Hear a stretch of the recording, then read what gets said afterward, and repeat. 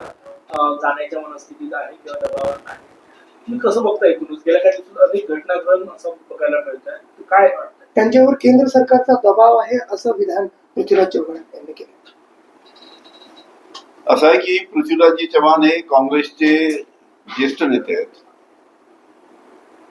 आणि त्यांनी जे सांगितलं की काही खासदार अस्वस्थ अशी त्यांनी ऐक्यू माहिती आहे त्यांची.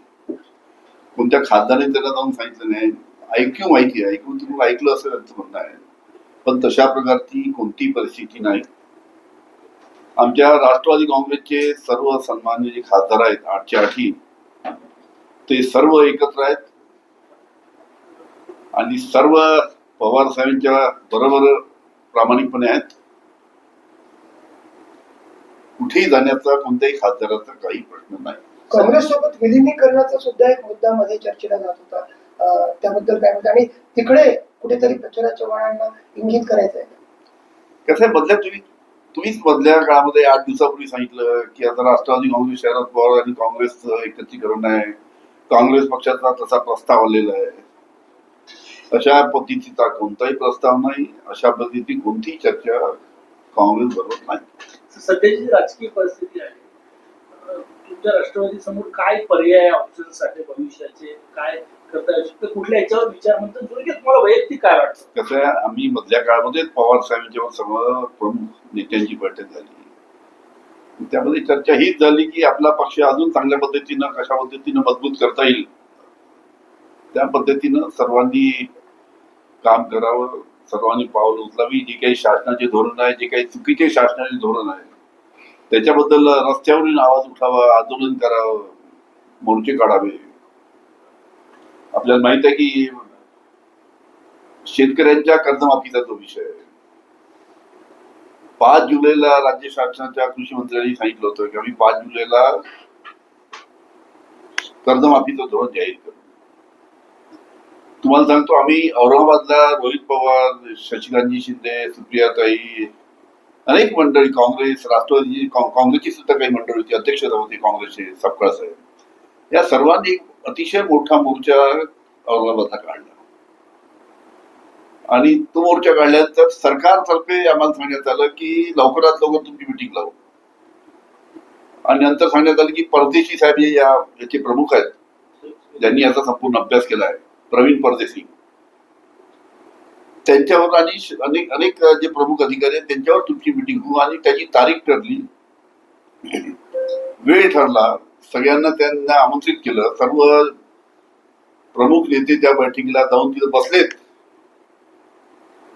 वेळेप्रमाणे आणि तारखेप्रमाणे. पण शासकीय एक सुद्धा अधिकारी तिथे आला नाही. प्रवीण परदेशी साहेबही आले नाही, दुसरे कोणते शासकीय अधिकारी तिथे राज्य सरकारने पाठवले नाही.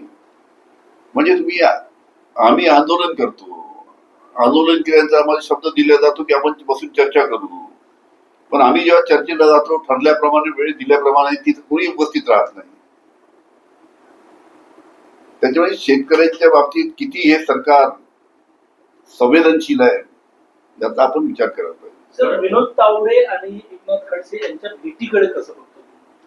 कसं आहे, एकनाथजी खडसे कसं आहे की भारतीय जनता पार्टीच्या जेवढे भारतीय जनता पार्टी त्यातले सर्वात ज्येष्ठ नेते, ते प्रमुख होते राज्याचे. साहजिकच त्यांचे एकनाथ साहजिकच त्यांचे विनोद तावडे यांच्याबरोबर संबंध असणार, जुने संबंध आहे. कारण की त्यांच्या विनोद तावडेपेक्षा ते सिनियर आहे, त्याच्यामुळे भेटीला कुठे गेले असतील ते. बरं, विलिनीकरणाची चर्चा नाही किंवा दोन राष्ट्रवादी एकत्र येण्याची चर्चा नाही, खासदार कुठल्यामध्येही ज्या चर्चा आहे त्या काही तथ्य नाही असं म्हणणं, भेटी गाठी या सगळं नेमकं पक्षात चाललं काय? असं आहे की विधानसभेमध्ये किंवा दिल्लीमध्ये जेव्हा पार्लमेंटचं सेशन राहतं, ठीक आहे, भेटीगाठी होत राहतात, सगळ्या पक्षाच्या लोकांच्या भेटीगाठी होत राहतात. मी पहिलेच सांगितलं की आमच्या पक्षाचा कोणतेही खासदार, आमच्या पक्षाचे कोणतेही आमदार हे कुठेही अस्वस्थ नाही आणि दुसरीकडे कुठे जाण्याचा प्रश्नच उपस्थित होतो. शरद पवार साहेब त्यानंतर कुठेतरी संजय राऊत यांनी मात्र गंभीर टीका केली एक प्रकारे की ज्यांनी माझा पक्ष पडला त्यांच्या तुम्ही त्यांचा मान सन्मान का करता, त्यांना एवढं का वाढवलं जातं, असा सगळा त्यांनी आरोप केला आणि नाराजी व्यक्त केली एक प्रकारे. कसं आहे की पवार साहेब गेल्या 30-35 वर्षानंतर विधान भवनामध्ये पहिल्यांदा गेले. कशासाठी गेले? की सीमा प्रश्नाच्या मिटिंगसाठी त्या ठिकाणी गेले. त्या ठिकाणी सीमा प्रश्नाच्या बाबतीत चर्चा होती, त्यासाठी ते गेले होते.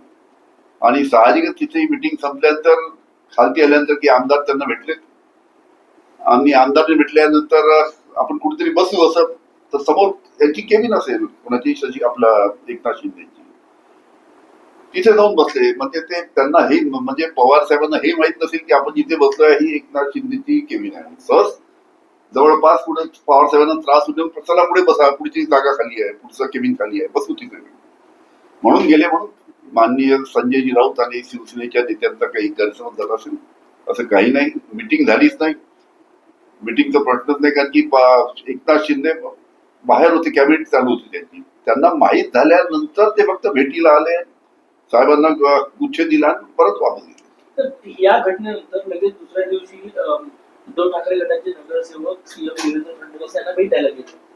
त्यात काय तर काही शासनाकडे काही काम असेल तर जाऊ शकतात.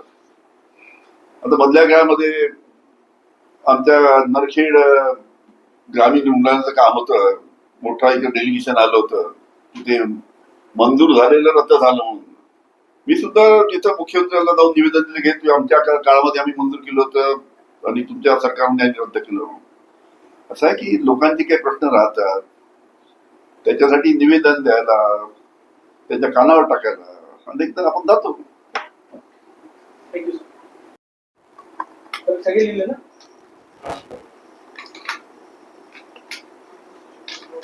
तब्येत म्हणून मोबाईल नाही दिला. हो, मी काय ते सोहरा मला पाहायला टेबल लागला गुडघ्याला, तो सुजला, चालता येत नव्हतं. आता कालपासून बरं येतो. तू आला नाही? खुर्च्यांशी चर्चा केली ते टायटल छान होतं.